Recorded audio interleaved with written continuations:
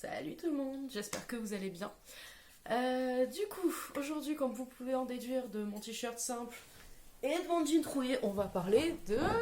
Non, pas Harry Potter, de Kotaro en solo. Je me suis habillée comme ça parce qu'il est habillé hyper simple aussi, et voilà. Enfin, bref. Du coup, Kotaro en solo, ça me fait un peu bizarre parce qu'en fait, ça fait des semaines, enfin, depuis que je l'ai vu, j'en parle à tout le monde en disant Kotaro tout seul. Du coup, là, j'ai regardé le vrai titre et c'est Kotaro en solo. Du coup, Kotaro en solo est un animé qui est sur Netflix. C'est un animé japonais qui est sorti le 10 mars 2022. Vous avez 10 épisodes de 27 minutes. Il a été réalisé par Makino Tomue et c'est tiré... Oh putain, ils tiennent pas ces écouteurs. Et c'est tiré du coup d'un manga créé par Tsumora Mami. Voilà. Et il faut savoir qu'il y a une sortie de cet animé qui est prévue en série le 24 avril. Voilà.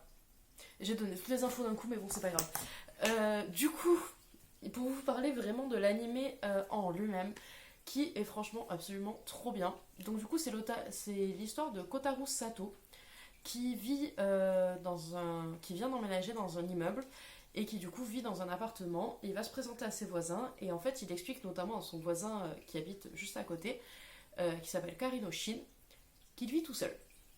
Problème, Kotaro, il a 4 ans. Voilà. Et du coup donc il explique à son voisin qu'il vit tout seul. On ne sait pas trop pourquoi au début, on comprend au fur et à mesure de la série un peu les circonstances qui font qu'il se retrouve à vivre dans un appartement tout seul comme ça. Et Karino Shin est un mangaka qui a pas vraiment d'argent, qui a une hygiène de vie qui est vraiment pas ouf. Enfin voilà.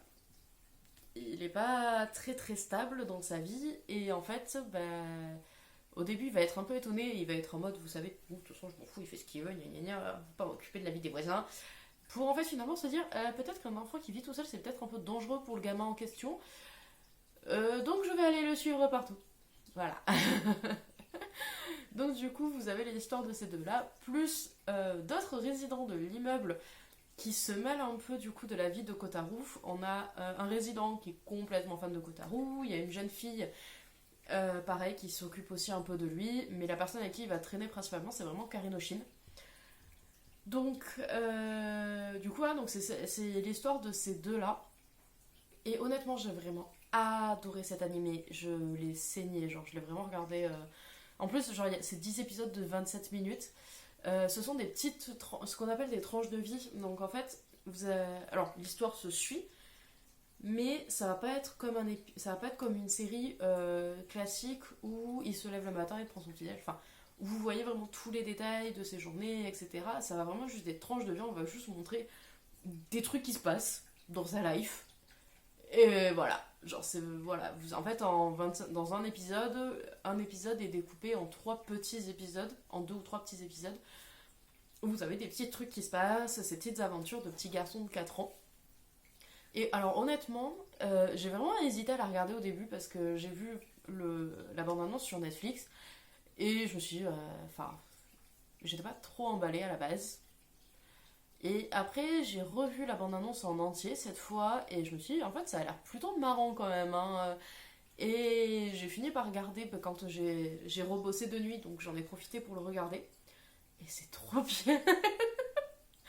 En fait, c'est vraiment super parce que Kotaro est un petit garçon qui est très intelligent pour son âge, qui parle très bien, mais qui va notamment baser sa vie sur un dessin animé.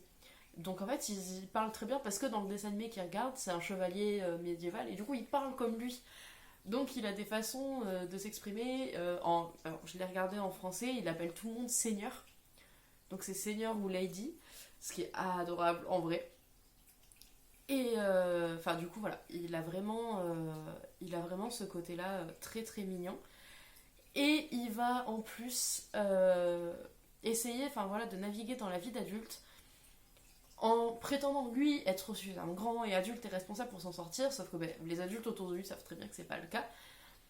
Mais il va vraiment avoir ce côté où il essaie de comprendre la vie des adultes à sa façon de petit garçon. Donc il va croiser une femme enceinte et il va pas comprendre pourquoi est-ce qu'elle a un ventre qui est aussi gros. Enfin, voilà, il va juste essayer de comprendre la vie des adultes tout en allant à la maternelle et voilà, en étant un petit garçon de 4 ans qui a l'air de très bien faire à manger d'ailleurs. Et enfin voilà, donc il essaie juste de comprendre la vie d'adulte et j'ai beaucoup aimé parce que de voir la vie des adultes de son point de vue de petit garçon, ben en fait c'est vraiment hyper touchant parce il est hyper innocent en fait par rapport à tout ce qu'il voit. Voilà, et il va poser des questions. Nous les réponses nous semblent être évidentes, mais lui il se pose sincèrement la question. Petit cœur, ça va?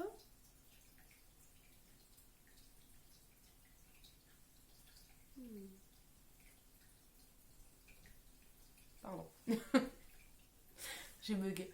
Enfin voilà, donc il se pose vraiment des questions sur la vie d'adulte et il pointe aussi quelques absurdités des fois, euh, des injustices, enfin voilà, il va pointer des absurdités, des injustices que lui repère avec ses petits yeux mais qui nous semblent être évidents. Et voilà, franchement c'est vraiment touchant. C'est drôle, il y a des moments qui sont vraiment très marrants et il y a des moments où honnêtement on a un peu envie de chialer notre race parce qu'il y a des trucs qu'il comprend pas. Et il comprend pas notamment pourquoi il est tout seul. Nous aussi on ne comprend pas au début, vraiment, enfin vous avez des explications au fur et à mesure de la série, et à la fin vous savez, vous comprenez ce qui s'est passé dans les grandes lignes, mais enfin voilà, vous avez quand même une bonne idée de ce qui s'est passé dans sa vie et pourquoi est-ce qu'il en est là aujourd'hui. Et enfin voilà, c'est vraiment trop mignon et puis c'est vraiment aussi adorable de voir tous les adultes autour de lui tout faire pour que sa vie soit plus facile et lui qui comprend pas pourquoi est-ce que les gens sont aussi gentils avec lui parce que ça lui est quand même rarement arrivé parce que vous vous doutez bien que si à 4 ans il vit tout seul, c'est que sa vie n'a pas été très très rose. Hein. Donc voilà. Donc honnêtement, je vous conseille, mais de malade. Il est drôle, il est hyper touchant, il fait un peu réfléchir. Donc voilà, je peux que vous le conseiller. Vous l'avez sur Netflix, vous avez toute la saison et le 24 avril, du coup, la version live qui va sortir. Donc on verra ce que ça donne. Je sais pas si ça va être aussi bien que l'animé parce que l'animé est vraiment cool. Et des fois, on sait que quand ça passe de manga à animé à live, ça perd un peu au fur et à mesure. J'ai pas lu le manga, mais si je peux le trouver ou si quelqu'un l'a, ça m'intéresse parce que du coup, je me demande si dans le manga il va plus loin, enfin, si on a plus d'explications dans le manga sur sa vie et tout. Donc voilà, franchement, Kotaro en solo à voir. Il est trop bien. Et les dessins, ils sont trop mignons aussi. J'ai pas parlé du dev. Je suis tellement pas habituée de faire des animés que j'ai même pas parlé des dessins. Les dessins sont vraiment. Alors, ils sont assez simples, notamment les mecs, leurs yeux, c'est juste genre, c'est une barre et puis une barre comme ça. Et ce qui est vraiment cool, parce que du coup, Kotaro, ça lui donne un air blasé, mais il a 4 ans, il a pas censé avoir cet air blasé là. Mais ça lui donne un air méga blasé. Et dès qu'il ressent des émotions et tout, ça se voit vraiment sur son visage. Et il y a notamment un petit rond blanc qui apparaît au milieu de ses yeux pour montrer qu'il est vraiment hyper touché et tout. Et ce qui illumine un peu le dessin et son visage. Et du coup, voilà, c'est trop mignon. Donc les dessins sont assez simples, mais hyper efficaces. Ça fonctionne très bien. Enfin voilà. Franchement, les dessins sont. Et puis il y a des petits trucs marrons aussi dans les dessins. Quand ils reviennent du bain, ils ont des bulles autour d'eux. Je sais pas pourquoi ça m'a fait rire. Enfin, voilà, vous avez ce genre de petits trucs. Donc, non, franchement, super cool. Je vous le conseille à fois 10 000. Si vous êtes parent, sortez les mouchoirs. Parce que moi, déjà, je suis pas maman, mais il y a des moments où j'étais là. Donc, je me dis qu'en tant que parent, voir un petit garçon livré à lui-même, ça peut être encore plus difficile à regarder. Mais enfin voilà, franchement, je vous conseille fois 10 000. Donc, dites-moi dans les commentaires si vous l'avez vu et ce que vous en avez pensé. Et sur ce, je vous fais de gros bisous. Ciao!